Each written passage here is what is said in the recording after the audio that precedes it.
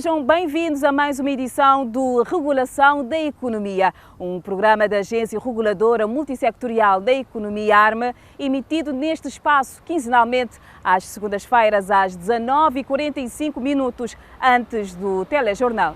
O mote que propomos para este número do programa tem que ver com o subsetor dos transportes coletivos urbanos de passageiros, cuja regulação assenta numa tríade que incorpora a ARME, a Direção-Geral dos Transportes Rodoviários e as câmaras municipais. Mas antes de esmiuçar o tema deste programa, convidamos-lhe a assistir uma curta reportagem que dá conta da visita que a delegação da ADECO, liderada pelo seu presidente Marco Cruz, efetuou à ARME na passada terça-feira, dia 1 de outubro. A reportagem a seguir com Carlos Sá Nogueira. Uma delegação da ADECO, encabeçada pelo seu presidente Marco Cruz, efetuou na passada terça-feira, 1 de outubro, uma visita de cortesia ao Conselho de Administração da Agência Reguladora Multissetorial da Economia, ARME, para, entre outros propósitos, inteirar-se do novo sistema de regulação económica no país. Para o presidente do Conselho de Administração da ARME, Isaías Barreto da Rosa, a visita da direção da ADECO representa um marco importante nas relações entre as duas instituições, já que ambas têm em comum a defesa dos legítimos interesses dos consumidores, salvaguardando sempre a sustentabilidade dos operadores. Recebemos a ADECO aqui com muita satisfação, nós estamos muito contentes com esta visita, porque nós, na Agência Reguladora Multissetorial da Economia, queremos ter uma regulação de excelência e de proximidade que promove a defesa dos legítimos interesses dos consumidores num quadro em que promove igualmente a sustentabilidade dos operadores. E para esta defesa dos legítimos interesses dos consumidores, nós queremos todas as parcerias que podemos ter. E a ADECO desempenha um papel fundamental nesse trabalho e é por esta razão que nós recebemos com muita satisfação a presença aqui da ADECO nas instalações da Agência Reguladora Multissetorial da Economia. Já o novo presidente da ADECO, Marco Cruz, diz-se satisfeito com o trabalho que a ARME vem desenvolvendo e exorta, por isso, a instituição a continuar com esta atitude de independência e rigor no exercício das suas funções regulatórias. O propósito, principalmente, é transmitir uma mensagem bem clara da grande importância que a Associação de Defesa dos Consumidores e os consumidores em geral atribuem à regulação em Cabo Verde. E esta visita a esta agência, dado a sua importância e as áreas que cobre, para nós é importante exatamente dizer que nós esperamos exatamente que esta agência possa continuar a fazer o seu trabalho de uma forma independente, eficaz, de uma forma imparcial. Falamos-lhe agora do setor dos transportes coletivos urbanos de passageiros. Garantir a mobilidade das pessoas nas cidades da Praia do Mindelo com segurança e comodidade é o fim último que persegue a ARME enquanto regulador do subsetor dos transportes coletivos urbanos de passageiros. Para perceber como funcionam os transportes coletivos urbanos de passageiros nas cidades da Praia do Mindelo, o Regulação da Economia conversou com as câmaras municipais da Praia e São Vicente, a DGTR, a Sol Atlântico e a Transcor. A reportagem de novo com Carlos Sá Nogueira.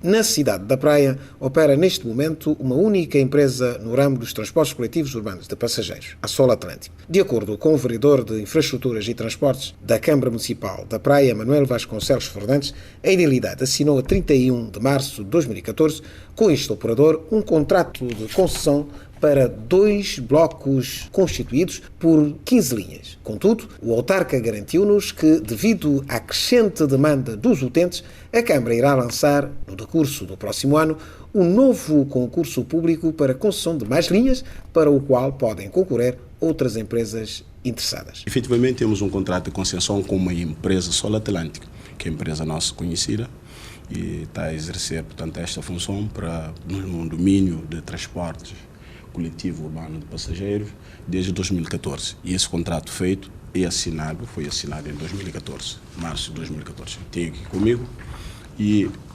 tínhamos concessionados 2 blocos de linhas. 2 blocos de linha, bloco 1 e bloco 2.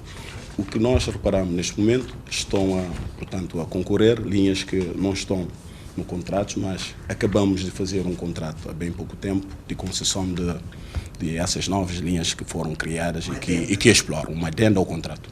E essa adenda já está feita, falta, portanto, só assinar e acho que a situação vai ficar regularizada. Quanto ao concurso público, nós pretendemos fazer concurso público, talvez seja muito antes das eleições que se avizinham, em 2020, que é para concessionar mais linhas e a mais empresas que já estão interessadas. Henrique Duarte, administrador executivo da Sol Atlântico, no mercado há mais de 40 anos, diz-se suspeito para avaliar a qualidade de serviço que presta aos utentes. Por isso, deixa que os mesmos o façam. Contudo, aponta para já 3 constrangimentos porque enfrenta a sua empresa neste momento. A avaliação que faço desse tempo, desses mais de 40 anos, é sem dúvida uma avaliação positiva. Nós, durante a nossa longa história, sabemos que tivemos períodos áureos, tivemos os nossos altos e baixos, mas o que lhe posso dizer é que a partir de 2010, 2011, encetamos um programa de reestruturação e modernização da empresa, que programa é esse que ainda continua, de modo que eu penso que a avaliação é bastante positiva. Mas isso quem o dirá serão os utentes. Em termos gerais, posso apontar 3 constrangimentos. O primeiro constrangimento, por estranho que pareça, é a falta de autocarros. Já o segundo ponto, que é o surgimento dos IASs e dos clãs, que até há pouco tempo era uma realidade muito patente a nível dos transportes coletivos urbanos na praia. Por último, temos o que está também interligado, que é a situação do trânsito. Se na capital do país encontramos uma única empresa a operar no setor dos transportes coletivos urbanos de passageiros, já no Mindelo a situação é diferente. Ali são 2 os operadores que garantem a mobilidade dos mindelenses na cidade, a Transcor e a Amizade. Ainda assim, instado a pronunciar-se sobre a abertura do concurso para novas linhas na cidade, Augusto Neves, presidente da Câmara Municipal de São Vicente, tece as seguintes considerações. Há necessidade de fazer o concurso. Nós temos feito várias reuniões com os responsáveis dessas empresas, basicamente no sentido da melhoria da frota. Sempre que há mudanças de autocarros, nós reunimos com as empresas no sentido de chegarmos a algum acordo.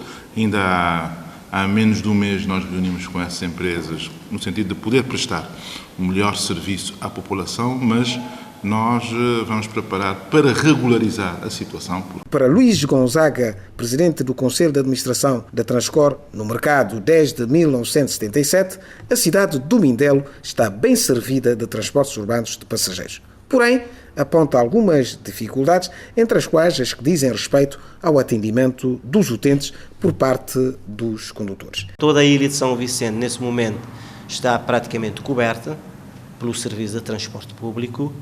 Nós temos, nesse momento, 53 autocarros, programados na linha 39, reforçamos várias linhas, trabalhamos das 6 da manhã à meia-noite, só nas linhas.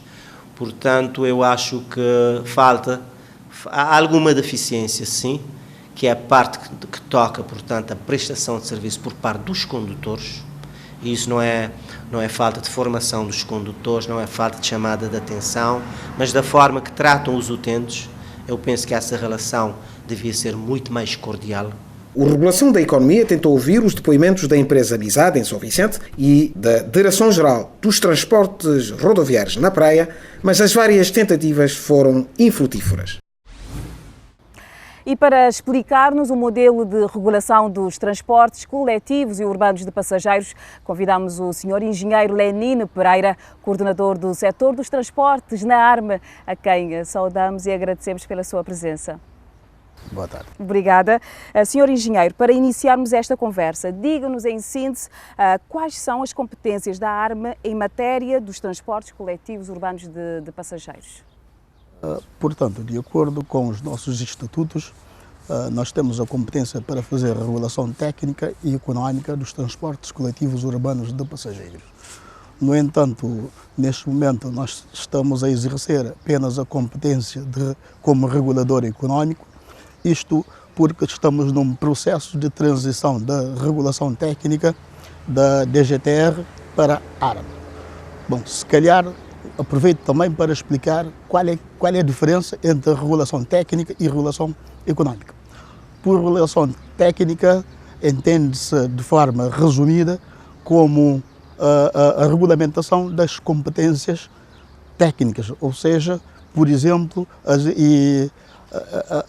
a definição das características dos autocarros. Temos também a fiscalização das viaturas se estão conforme as especificações e também pode-se fazer o licenciamento. Já relativamente à regulação económica, nós podemos fazer a fixação das tarifas, a regulamentação da qualidade dos serviços e ainda a sua fiscalização. E a propósito da competência económica, como é que se processa então a metodologia de cálculo das tarifas para os transportes coletivos e urbanos de passageiros? Portanto, é bem simples. Primeiro, nós apuramos os custos fixos e os custos variáveis. Bom, importa definir também o que são os custos fixos e os custos variáveis. Pelos custos fixos, nós temos os custos com o pessoal, o custo administrativo, temos o custo com a manutenção, temos o custo com a própria compra das viaturas, incluindo as depreciações e as respectivas remunerações dos capitais investidos. Nós temos também o custo com as oficinas, temos os custos com as garagens, entre outros. Já os custos variáveis, como o próprio nome já diz, são aqueles custos que variam com a quilometragem percorrida do próprio veículo. Neste caso, nós temos, por exemplo, o custo com os combustíveis e o custo com os lubrificantes. Tendo esses custos, os custos variáveis já saem por quilometragem percorrida e temos também os custos fixos, que é preciso dividir por quilómetro percorrido para podermos estar na mesma base. Agora, a quilometragem percorrida também, para apurarmos, temos de saber a quilometragem que é percorrida por todas as viaturas que fazem parte do operador no caso, e para além disto, nós precisamos saber também o número de passageiros que é transportado.